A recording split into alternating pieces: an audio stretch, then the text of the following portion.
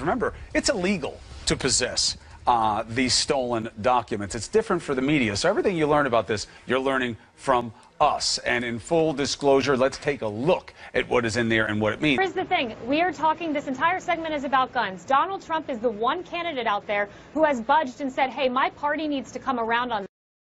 Where is Barack Obama, and where are the segments talking about Islamic extremism? Because we can abolish guns like France did, basically, the assault weapons banned. But the last 4 terrorist attacks have all occurred, despite assault weapons being banned under French law, they've all occurred with assault weapons. So we can talk about guns, but that is doing an injustice to the families. We can talk about guns. We need to make changes there. But by ignoring Islamic extremism, this will happen again. We will have this discussion again, and it's doing a complete injustice to them to ignore the root of the problem. Don. No one is ignoring extremism. Our whole show has been about Islamic extremism. We are the Republican Party. We're the party that freed the slaves. We're the party of Martin Luther King. We're the party that wants people to... You're not the party of Martin Luther King. Yeah, you're actually, he was a Republican. No, actually, my history is clear. Your history is ass backwards. What I will tell you is this, very plain and simple. Okay. Yes, it is. The Republican parties are not the ones that passed the 13th, 14th, and 15th Amendment? I spoke to the heads of the sheriff department, the police department, and the state police down there, and they told us how their hearts were reeling. Their message is peace and coming together in the country. What's your message? You don't believe that for 1 minute, do you? That their message is? Yeah. That's what they said to me. Okay. Yeah, I believe them. Of Any course protests over the deaths of these cops today in Baton Rouge? I don't know that. I don't know that. Any riots or protests over the police officers in Dallas, Texas? What are you asking? It's a pretty simple question. I asked you what's your message to the people. Their message is one of peace. What is your message? My message has been clear from day one 2 years ago. This anti-cop sentiment from this hateful ideology called Black Lives Matter has fueled this rage against the American police officer. I predicted this 2 years ago. So what I want to know, okay, Sheriff. Do I want to know? With all due respect, do you know that this was because of that? Yes, I do. As a law enforcement officer? I've been watching this for 2 years. I predicted this. Yeah. This anti-police rhetoric sweeping the country has turned out some hateful things inside of people that are now playing themselves out on the American police officer.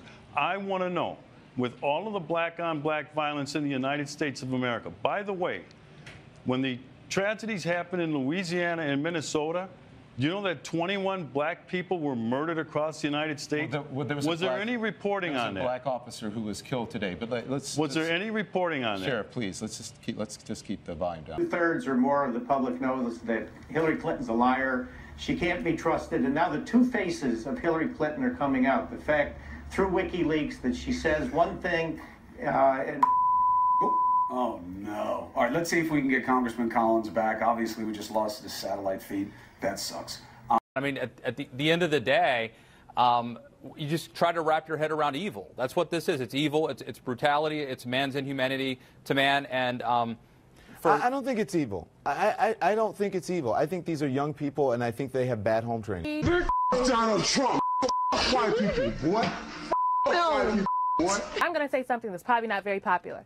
We cannot callously go about classifying things as a hate crime. Motive here matters. So was this for hate of Donald Trump, the president-elect, because of things that he has said, or was this for pure hate of white people? That matters, because if we start going around and anytime someone says something or does something really egregious, really bad and sickening in this instance in connection with the president-elect or Donald Trump, or even President Obama for that matter, because of their political leanings, that is slippery territory. That is not a hate crime. Hate crimes are because of a person's racial ethnicity. Donald Trump. White people. What?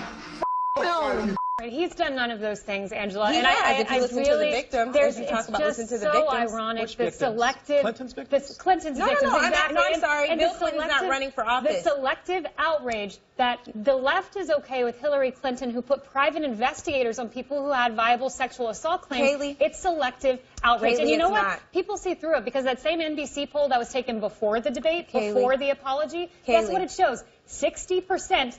You do not think that this video is disqualifying or have no opinion of it. That's 60% and of that's Americans. what I'm talking about. He apologized, and most Americans believe in forgiveness. No, most Americans don't believe that it was. Actually, excuse me. 5 times. So just really quickly, I know that you all have a road that you have to stay on, but it's also not honest. We don't have to stay on it. Well, you're staying on it. The fact of the well, I'm sorry. The fact of the matter is, Bill Clinton is not running for president of these United States. But I'm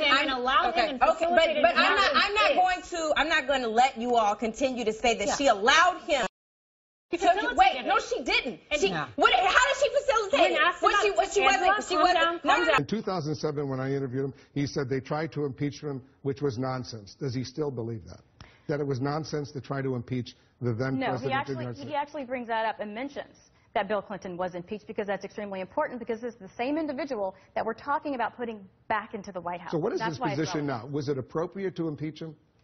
Well, back then, again, according to the information that he had at the time, and as a friend, as a private citizen, he thought it was nonsense. At this point in time, yes, he lied. Everybody knows that. But everybody, in 2007, when he said that, we all knew what happened during the impeachment process. We all knew what happened. Again, the Senate he was also a friend and a private citizen, just defending a friend. You know, it seems to me that in 2007, he knew what happened in 1998, 1999, during the impeachment process, right? The whole world was watching it live on TV. I was on the North Lawn of the White House reporting all that stuff, so I remember it very vividly. It's not as if anything new came out between 1998, 1999, and 2007. But the fact remains that he was a private citizen as well as a friend, just defending a friend. That doesn't change no matter what happened either prior to 97 or after. Today, he acknowledges that, yes, this was definitely a problem, and now we're looking at putting the same man back into the White House. But the point is, the information doesn't change if you're a private citizen saying something in 2000. But the way you respond to it does.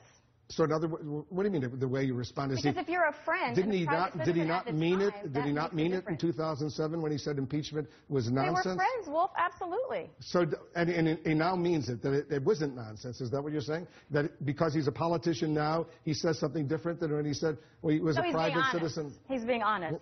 When was he being honest? In 2007 when he said it was nonsense, or is he being honest now? When you were being a friend and a private citizen, you defend your friend. That's what he did. Today, it is a problem because Bill Clinton was impeached for lying under oath, for doing things inappropriately with an intern at the White House. This is the same person we're going to put in the White House again? I don't think so. The criticism is there because it's very simple. At that time, he was a friend. At which time? At the beginning, he was a friend defending his friend. This is different. Now he's talking about we have to look at this, mainly because you have Hillary Clinton, who's going to turn everything over back to her husband. This is what she's campaigning on. Nipple, nipple, nipple, nipple. No, Don. I love you, Kathy. No. I love you. You don't want to hear my other I love you too, but we really don't need to see what's about to happen here. No, Don. I love you, Don. No. Keep it close. Keep it close. All right. I love you more, Don. Doing what they call in politics freezing pockets, because the donors are giving her money thinking she's going to run. That means they're not going to have available money for other candidates if she doesn't, and I don't think she's going to give it to them. She's on her way to deciding. We'll see. About deciding. We couldn't help her any more than we have. I know. You know what I mean? She's got just a free ride so far from the media. We're the biggest ones promoting her campaign. We couldn't help her any more than we have. There's certainly fetuses like that. Right. I mean, there's a famous Pew study which has shown a lot of people around the rolls who are deceased, things like that. Voting. But that doesn't mean that those people are being used to vote, that it's actually resulting in voting irregularities. It doesn't mean that they're not. And, absent widespread fraud and irregularities, we will, of course, accept the result of the election. And maybe you will. Because we're going to win it. So we'll be very happy to. Ed Rollins today on Laura Ingram's show, Ed Rollins, the supporter of Trump, said it would take a miracle for Trump to win. I think that's... And we've seen them before. Going into this night, where do we stand? This is where we stood coming into the night. 268 to 204. So clearly an advantage for Secretary Clinton. Take a look here. If Donald Trump wins tonight, no matter who they voted for, take a look at these numbers here. 21% say they'll be concerned. 37% say they'll be scared. This is what both candidates want. They want to be living there starting January 20th of next year. Florida's been going back and forth. Just changed again. It's only 11,000 vote lead just now. It changed. Math on your feet. I like this. The Empire State Building in New York City. Take a look at our running tally of the electoral vote. Anderson, this night is turning out to be a real nail-biter. All along, the Trump campaign has been saying that Florida's a must-win for them. Absolutely. And I mean, they can't win without it. Donald Trump will carry the state of Florida. You know, I'm guessing that the people in Brooklyn, I can see their fingers That's probably. the Hillary Clinton headquarters. Yeah, fingers probably bleeding because there's no more nail to bite. I wouldn't call anything encouraging for Hillary Clinton at the moment, to be honest with you, my friend. Wolf, the scene here is so different than it was a few hours ago when people were happy and relaxed. I have been looking around the room at people who are stone-faced. Some of them have been crying. This was a white lash against a changing country. It was a white lash against a black president. This is the people rising up saying it's time to listen to us. It's time to listen to us in Michigan and Wisconsin and work for the people. Hillary Clinton has called Donald Trump to concede the race. Take everyone off the screen. Okay, so stop everyone. Don't let anyone say anything.